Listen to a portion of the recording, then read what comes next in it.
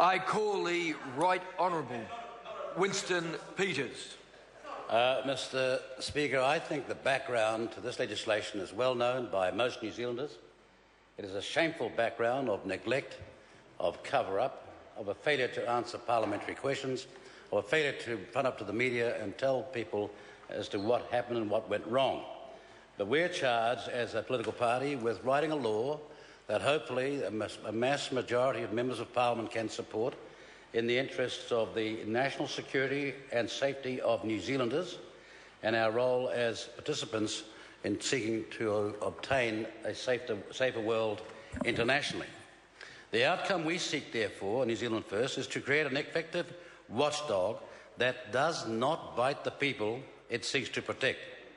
New Zealand First seeks specific safeguards in the legislation to ensure that the GCSB does not operate outside the law. And these are, and we've set them out, each surveillance to be authorised by warrant by the responsible minister. Second, the warrant to comply with specified criteria to identify the potential security risk. Third, the method of surveillance and the time frame of the operation. And, perhaps as important, every warrant from the time of its issue to be made available to a group in whom the country can have total trust and confidence so that they can review within 3 weeks that warrant. That is a review by an independent authority selected from the judiciary, the Defence Force and the police. Now, we've written to the Prime Minister setting out the circumstances in which we, as a party, would seek to pass a law, not for political reasons, but for reasons in which I believe, and we believe, is the responsibility of any Member of Parliament. New Zealand First's position on matters of security is clear and unambiguous. The first duty of any government is to ensure the safety and protection of its people. We, therefore, must live in the real world. We cannot put our head in the sand in a world of extremists and terrorists. And for one, the party that I belong to, New Zealand First, my caucus colleagues, are not going to be standing by so one day there is mayhem and murder and extremist actions in this country and people point a finger at us and say, but what did you seek to do about it? In short, we understand the real world, and parts of the real world are a very evil place. To ignore the threats posed by such groups would be irresponsible. Recent events graphically illustrate that terrorism can be homegrown, and it also does not respect international borders. New Zealanders, as we know, enjoy civil liberties that are not universally shared. These are precious, and men and women have in the past fought and died for them. As a nation, we've always jealously guarded our freedoms and view with suspicion any moves by the state to impose any sort of Big Brother is watching scenario. But the outcome New Zealand First seeks, therefore, is to create an effective watchdog that does not offend or bite the people it seeks to protect. Now, we have specific areas of legislation we believe need addressing. For example, Section 8A of this bill, which refers to other entity authorised by the Minister. That's far too wide and should be limited to those entities with accountable authority and specified in the legislation. Section 8A(c)(2, where it refers to any person or office holder, etc., end of quotes. That is far too wide, far too open to abuse, and is not susceptible to transparency and accountability. Section AB(1)(c)(2, where it refers to any person or office holder, again is too wide. It refers to any public authority, any other entity.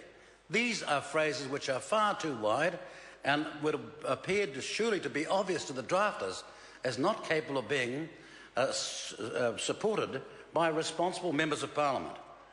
Section 8C(1)(d), quotes, any department, end of quotes. This should include a schedule of departments. The subsection is not clear.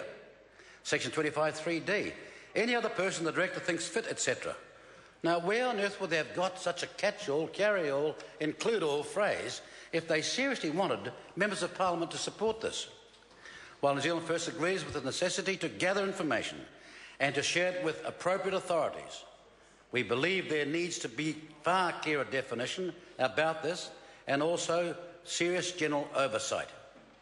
We have suggested an independent committee to oversee the GCSB information gathering activities.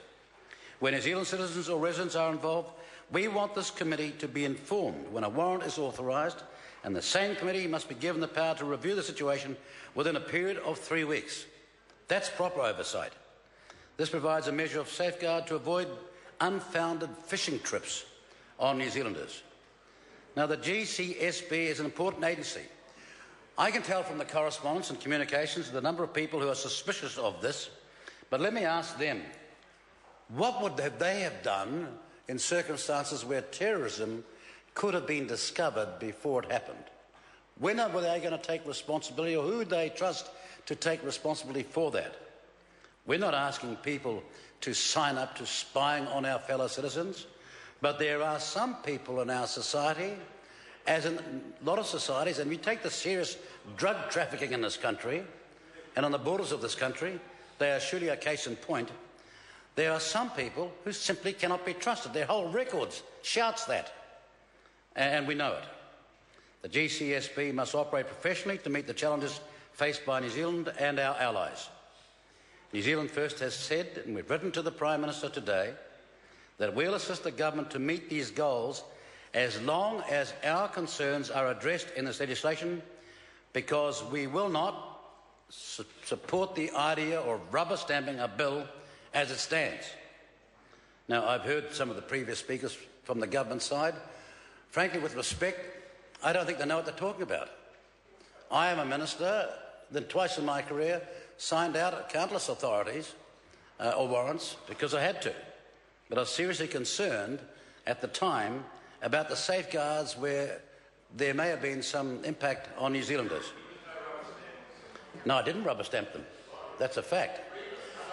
I most certainly read them, but here's the point. We had a Prime Minister who, according to the head of the GCSB at the time, Mr Ferguson,